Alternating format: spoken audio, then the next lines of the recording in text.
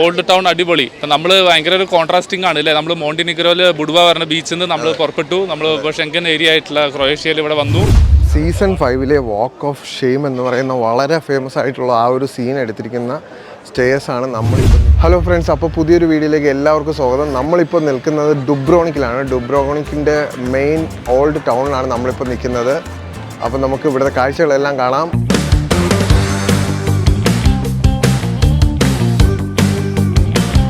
അപ്പോൾ നമ്മൾ ബോസ്നിയയിൽ നിന്നാണ് ഇങ്ങോട്ട് വന്നത്. അപ്പോൾ ആ വീഡിയോ കണ്ടില്ലെങ്കിൽ കാണാൻ മറക്കരുത്. ഇപ്പോൾ നമ്മളിപ്പോൾ നിൽക്കുന്ന ക്രൊയേഷ്യയിലെ ഡുബ്രോണിക് ഓൾഡ് സിറ്റിക്ക് പ്രധാനമായിട്ട് 2 കവാടങ്ങളാണ് ഉള്ളത്. ഒന്ന് പൈൽ ഗേറ്റ് എന്നാണ് അറിയപ്പെടുന്നത്, മറ്റത് ക്ലോച്ച ഗേറ്റ് എന്നാണ് അറിയപ്പെടുന്നത്. അപ്പോൾ നമ്മളിപ്പോൾ പോകുന്നത് പൈൽ ഗേറ്റിലൂടെയാണ്.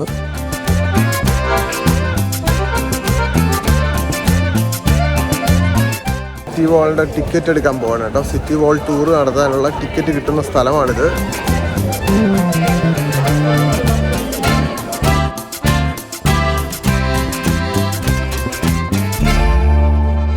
ഇത് കണ്ടോ, ഇതാണ് ഒണാഫ്രിയോ ഫൗണ്ടൻ. ഇത് പണ്ടത്തെ കാലത്ത് ഡുബ്രോണിക് ഓൾഡ് ടൗണിന് വെള്ളം വിതരണം ചെയ്യാനാണ് ഇത്തരത്തിലുള്ള ഈ ഒരു ഫൗണ്ടൻ നിർമ്മിച്ചത്. ഇതിന് പ്രധാനമായിട്ടും 10 കവാടങ്ങളുണ്ടെന്നാണ് നമുക്ക് മനസ്സിലായത്. അടുത്ത് നമ്മൾ പോകുന്നത് സിറ്റി വാൾ ടൂറാണ്. സിറ്റി വാൾ എന്ന് പറഞ്ഞാൽ ഡുബ്രോണിക്കിലെ ഏറ്റവും ഫേമസ് ആയിട്ടുള്ള ഒരു അട്രാക്ഷനാണ്. ഒരു അഡൽറ്റിന് 35 യൂറോയാണ്. കിഡ്സ് ആണെങ്കിൽ എബൌട്ട് 10 ഇയേഴ്സിന് വേണ്ടത് 15 യൂറോയാണ്. വളരെ ബ്യൂട്ടിഫുൾ ആയിട്ടുള്ള വ്യൂ എന്നാണ് നമുക്ക് മനസ്സിലായത്. നമുക്ക് കാണാം. ഡുബ്രോണിക് ശരിക്കും 7-ാം നൂറ്റാണ്ടിൽ സ്ഥാപിതമായ ഒരു പുരാതന നഗരമാണ്. എപ്പിഡാരും എന്ന റോമൻ നഗരത്തിൽ നിന്നും അഭയം തേടി വന്നവർ സ്ഥാപിച്ച ഒരു നഗരമാണ് നമ്മൾ ഈ കാണുന്നത്. സമുദ്ര വ്യാപാരത്തിലൂടെ ചെറിയ കാലയളവിൽ തന്നെ സമ്പന്നമായ ഒരു നഗരമാണ് ഡുബ്രോണിക്. നമ്മളിപ്പം സിറ്റി വാളിൻ്റെ ഏറ്റവും മുകളിലാണ് കേട്ടോ. സിറ്റി വാളിലാണ് നമ്മൾ നിൽക്കുന്നത്. ഇവിടുത്തെ പ്രത്യേകത എന്ന് പറഞ്ഞാൽ ഇവിടെ നോക്കിയാലും മനോഹരമായ കാഴ്ചയാണ്, മാസാണ്. പിന്നെ പറയാനുള്ളതെന്ന് പറഞ്ഞാൽ ഒടുക്കത്തെ സ്റ്റെപ്പാണ്. സ്റ്റെപ്പ് കയറി നമ്മളൊരു പരുവാവും. പിന്നെ പറയാനുള്ളത്, നമ്മളിവിടെ വരുമ്പോൾ ഈ ഓഗസ്റ്റ് സമയത്ത് നല്ല ചൂടാണ്. ഒരു ലോഡ് സൺക്രീമും പിന്നെ ഇതുപോലത്തെ ഒരു ക്യാപ്പും ഒരു കൂളിംഗ് ഗ്ലാസ്സൊക്കെ ഉണ്ടെങ്കിൽ പിന്നെയും പിടിച്ചിരിക്കാൻ പറ്റുമെന്നാണ് എനിക്ക് തോന്നുന്നത്.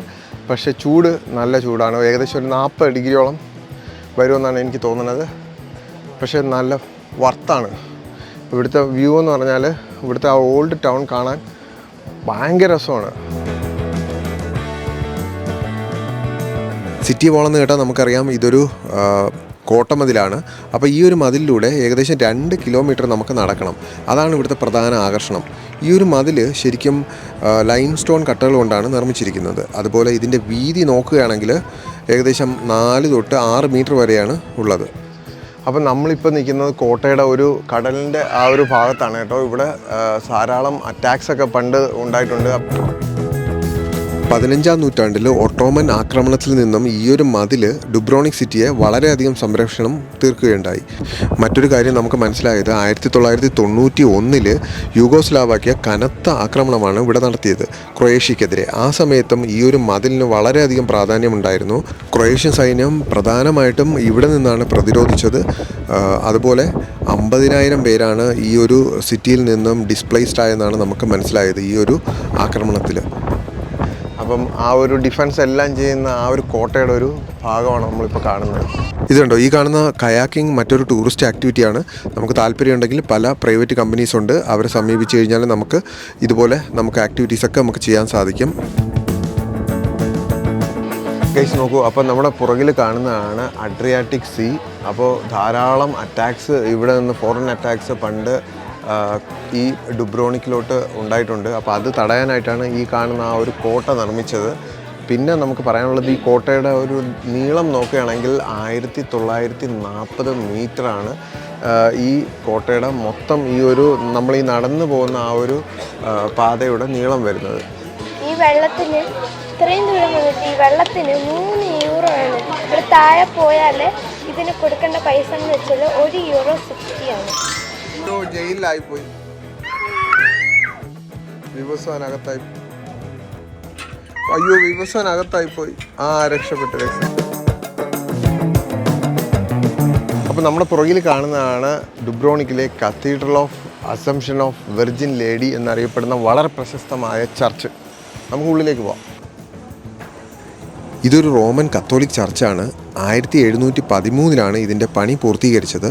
ബരാക്ക് ശൈലിയിലാണ് ഇതിൻ്റെ architecture.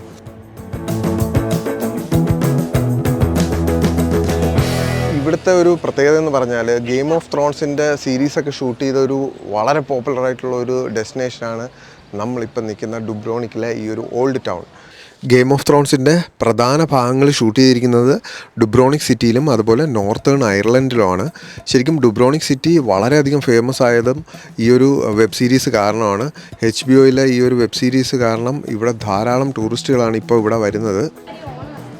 Season 5 walk of shame എന്ന് പറയുന്ന വളരെ ഫേമസ് ആയിട്ടുള്ള ആ ഒരു സീൻ എടുത്തിരിക്കുന്ന സ്റ്റേഴ്സാണ് നമ്മളിപ്പോൾ നിൽക്കുന്ന ജസ്യൂട്ട് ഓഫ് സ്റ്റേഴ്സ് എന്നറിയപ്പെടുന്ന ഈ ഒരു stairs. The solemn heart, shorn of secrets, naked before the eyes of gods and men. Game of thrones series കണ്ടവർക്കറിയാം ഈ ഒരു വാൾ ഓഫ് ഷെയിം എന്ന് പറയുന്ന ഈ ഒരു സീന് അത് ശരിക്കും ഭയങ്കര ഫേമസ് ആണ്. അതായത് ഭയങ്കര ഇമോഷണൽ ആയിട്ടുള്ള ഒരു സീനാണ്. സെർസി തൻ്റെ പാപങ്ങൾക്ക് പ്രായശ്ചിത്തമായിട്ട് വിവസ്ത്രയായി പോകുന്ന ആ ഒരു സീന്. ശരിക്കും ഇവിടെ ഗെയിം ഓഫ് ത്രോൺസിൻ്റെ ആ ഒരു വാക്കിംഗ് ടൂറാണ് നടന്നുകൊണ്ടിരിക്കുന്നത്. ഈ ഒരു ഗ്രൂപ്പ് ശരിക്കും ഗെയിം ഓഫ് ത്രോൺസിൻ്റെ ആ ഒരു കഥ, ആ ഒരു സീന് എക്സ്പ്ലെയിൻ ചെയ്ത് കൊടുക്കുകയാണ് കേട്ടോ. സംഭവം എന്താണെന്ന് മനസ്സിലായോ? ഈ ഒരു ചെറിയ ബാസ്ക്കറ്റിൽ ബേക്കറി സാധനങ്ങൾ താഴെ നിന്ന് മുകളിലോട്ട് കൊണ്ടുവരികയാണ് കേട്ടോ ഇത്. ഞാനിതാ ഡുബ്രോണിക് എന്ന് പറയുന്ന ഒരു അടിപൊളി ടീഷർട്ട് വാങ്ങിക്കാൻ പോകുന്നത് കേട്ടോ. കണ്ടിട്ട് നല്ല ലുക്കൊക്കെ ഉണ്ട്. അപ്പോൾ ഇതാണ് ഞാനിനി ഇടാൻ പോകുന്നത്. അങ്ങനെ പുതിയൊരു ടീഷർട്ട് വാങ്ങിച്ചു. എനിക്ക് ഇഷ്ടപ്പെട്ടു സംഭവം. നല്ലൊരു വെറൈറ്റിയാണ് സാധനം. അപ്പം നമ്മുടെ പുറകിൽ കാണുന്നതാണ് റെക്ടേഴ്സ് പാലസ്. ഇതിൻ്റെ ഉള്ളിൽ 15 യൂറോ ആണ് എൻട്രി ഫീസ് വരുന്നത്. ഇപ്പോൾ നമ്മുടെ പുറകിൽ കാണുന്ന റെക്ടേഴ്സ് പാലസ് ശരിക്കും ഒരു ഗോത്തിക് ശൈലിയിലാണ് ഇത് നിർമ്മിച്ചിരിക്കുന്നത്. ഇപ്പോൾ ഇത് ഒരു കൾച്ചറൽ മ്യൂസിയമായിട്ടാണ് ഓപ്പൺ ചെയ്ത് വെച്ചിരിക്കുന്നത്. നമ്മളിപ്പോൾ നടക്കുന്നത് സ്ട്രാഡൺ എന്നറിയപ്പെടുന്ന വളരെ ബ്യൂട്ടിഫുൾ ആയിട്ടുള്ള ഈ ഒരു സ്ട്രീറ്റിലൂടെയാണ്. ഈ സ്ട്രീറ്റിൻ്റെ പ്രത്യേകത എന്ന് പറഞ്ഞാൽ ഇത് ലൈം സ്റ്റോൺ കട്ടകൾ കൊണ്ടാണ് ഈ ഒരു സ്ട്രീറ്റ് നിർമ്മിച്ചിരിക്കുന്നത്. അതുപോലെ 300 മീറ്ററാണ് ഇതിൻ്റെ നീളം വരുന്നത്. പൈൽ ഗേറ്റ് മുതൽ പ്ലോച്ച ഗേറ്റ് വരെയാണ് ഇതിൻ്റെ ദൂരം വരുന്നത്.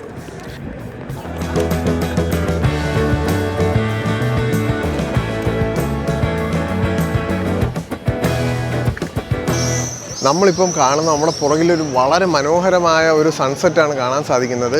ഗെയിം ഓഫ് ത്രോൺസിൻ്റെയൊക്കെ വാക്കിംഗ് ടൂറാണ് ഇവിടെ നമ്മൾ ഈ സൈഡിൽ കണ്ടത് കേട്ടോ. അവർ അതിനെക്കുറിച്ചൊക്കെയാണ് പറഞ്ഞുകൊണ്ടിരിക്കുന്നത്. സംഭവം എന്ന് പറഞ്ഞാൽ ഇതിൻ്റെ ഉള്ളിൽ ഇവിടുത്തെ ടൈൽസൊക്കെ നോക്കുകയാണെങ്കിൽ തിളങ്ങുകയാണ്. ഒരു രക്ഷയില്ല കേട്ടോ. ഭയങ്കര രസമാണ് കാണാനായിട്ട്. ഓൾഡ് ടൗൺ എങ്ങനെയുണ്ട് സുദീപ് കാണാൻ? ഓൾഡ് ടൗൺ അടിപൊളി. ഇപ്പം നമ്മൾ ഭയങ്കര ഒരു കോൺട്രാസ്റ്റിംഗ് ആണ് അല്ലേ. നമ്മൾ മോണ്ടിനിഗ്രോയിൽ ബുഡ്വ പറഞ്ഞ ബീച്ചിൽ നിന്ന് നമ്മൾ പുറപ്പെട്ടു. നമ്മൾ ഇപ്പോൾ ഷെങ്കൻ ഏരിയ ആയിട്ടുള്ള ക്രൊയേഷ്യയിൽ ഇവിടെ വന്നു. വളരെ ബ്യൂട്ടിഫുൾ ആയിട്ടുള്ള ഒരു സ്ഥലം. മലയും ഇപ്പോൾ അവിടെ നോക്കുകയാണെങ്കിൽ ഇപ്പോൾ ഈ ഒരു പ്രത്യേക ഒരു സ്ഥലം തന്നെ നോക്കുക. അവിടെ ഭയങ്കര കോൺട്രാസ്റ്റിംഗ് ആയിട്ടുള്ള അവിടെ ഒരു പച്ചപ്പും കോട്ട അങ്ങനെ കാര്യങ്ങളും. നമ്മളിപ്പോൾ ഇവിടെ വരികയാണെങ്കിൽ കോട്ടയുടെ എൻട്രൻസ് ആണ്. തൊട്ട് അങ്ങോട്ട് പോവുകയാണെങ്കിൽ നമ്മൾ നിറയെ ബോട്ടുകൾ വെച്ചിട്ടുണ്ട്, കപ്പൽ പോകുന്നുണ്ട്, മനോഹരമായിട്ടുള്ള കോട്ടകൾ എല്ലാം. വളരെ ഒരു ക്രൊയേഷ്യ തന്നെയാണ് അല്ലേ. അതെ, ഇത് അഡ്രിയാറ്റിക് കടലാണ്. അപ്പോൾ അതിൻ്റെ ഒരു സൈഡ്, പിന്നെ ഈ ഒരു സൈഡ് എന്ന് പറഞ്ഞാൽ മലകൾ കൊണ്ട് മനോഹരമാണ്. സോ ഭയ്യ, how do you see this place? It's very crowded, beautiful, nice. Yeah, excited. It's good. നമ്മളിപ്പോൾ കുറച്ച് ചോക്ലേറ്റ്സ് വാങ്ങിക്കാനായിട്ട് ഒരു ചോക്ലേറ്റ് ഫാക്ടറി കയറിയതാണ്. ഇത് കണ്ടോ, എന്ത് ബ്യൂട്ടിഫുൾ അല്ലേ, എന്ത് കളർഫുള്ളാന്ന് നോക്കിയാൽ പല തരത്തിലുള്ള ചോക്ലേറ്റ്സ് ആണ്. ഇത് കണ്ടോ, ഇതൊക്കെ കണ്ടാൽ മാല പോലെയൊക്കെ ഇരിക്കുന്നത്. പല നിറത്തിലും പല വർണ്ണത്തിലൊക്കെയുള്ള ചോക്ലേറ്റ്സ് ആണ് നമുക്കിവിടെ കാണാൻ സാധിക്കുന്നത്. പുറകിലായിട്ട് കാണിച്ചിട്ടുണ്ട് ഇവിടെ 1990, 91, 92 കാലഘട്ടങ്ങളിൽ യൂഗോസ്ലാവാക്യ, അതുപോലെ മോണ്ടിനീഗ്രോ, സെർബിയൻസ് എല്ലാം കൂടെ ഡുബ്രോണിക്കിനെ ആക്രമിച്ച് നശിപ്പിച്ച സ്ഥലങ്ങളാണ് നമ്മുടെ പുറകിൽ ശരിക്കും പറഞ്ഞാൽ കാണിച്ചിട്ടുള്ളത്. ഓക്കെ ഗൈസ്, അപ്പോൾ നമ്മളിപ്പോൾ ഒരു സുവനീർ ഷോപ്പിൽ കയറിയിരിക്കുകയാണ്. ഒരു സുവനീർ വാങ്ങണം. അപ്പോൾ പലതരത്തിലുള്ള സുവനീർസ് നമുക്കിവിടെ കാണാം.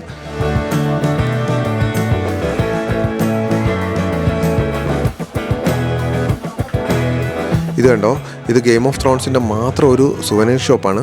നമ്മൾ ഈ കാണുന്ന ടീഷർട്ടിൻ്റെ വില നോക്കുകയാണെങ്കിൽ 16 യൂറോയാണ്.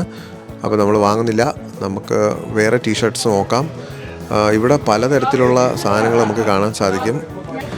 ഇതാണ് സിംഹാസനം, ഗെയിം ഓഫ് ത്രോൺസിൻ്റെ സിംഹാസനമാണ്. ഇവിടെ നമുക്ക് ഫോട്ടോ എടുക്കാൻ സാധിക്കും. അപ്പോൾ അതിന് കുറച്ച് പൈസ കൊടുത്തു കഴിഞ്ഞാൽ നമുക്ക് ഫോട്ടോ എടുക്കാം. പല ടീഷർട്ട്സൊക്കെ ഇവിടെ വെച്ചിട്ടുണ്ട്. ഇതുണ്ടോ, ക്യാപ്സ് ഉണ്ട്. അങ്ങനെ പല പല സാധനങ്ങളാണ് ഈ ഒരു ഷോപ്സിലുള്ളത്. കപ്സ്.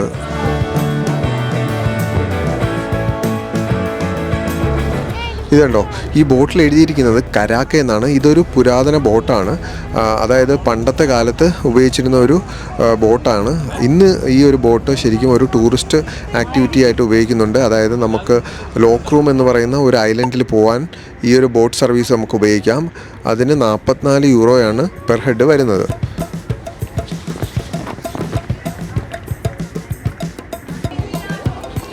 ഡുബ്രോണിക് സിറ്റി ശരിക്കും നല്ല എക്സ്പെൻസീവാണ്. ഈ ഒരു ടൂറിസ്റ്റ് പ്ലേസ് എന്ന് പറഞ്ഞാൽ ക്രൊയേഷ്യയിലെ തന്നെ ഏറ്റവും എക്സ്പെൻസീവ് ആയിട്ടുള്ള ഒരു സ്ഥലമാണല്ലേ.